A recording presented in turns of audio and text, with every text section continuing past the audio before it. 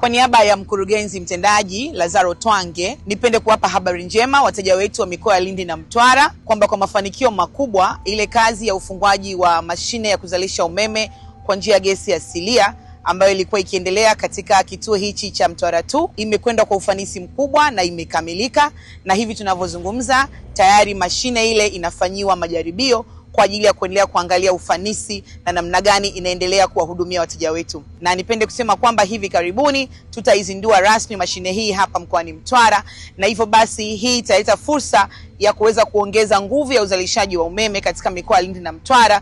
Haya yote ni mafanikio ya serikali ya awamu ya 6 inayoongozwa na Mheshimiwa Rais Dr. Samia Suluhu Hassan kuhakikisha kwamba kila Mtanzania anapata huduma ya umeme wa uhakika. Huu mradi unaongeza megawati 20 na mwanzoni tulikuwa na megawati 50.5, kwa hiyo sasa hivi tutakuwa na megawati takriban 70 kwa ajili ya mikoa yetu ya Mtwara na Lindi. Dhima ya TANESCO ni kuhakikisha kwamba tunatoa huduma ambayo inamlenga mteja. Kwa hiyo tunaendelea kuhakikishia wateja wetu kwamba umeme upo wa kutosha na wa uhakika katika mikoa hii ya Mtwara na Lindi.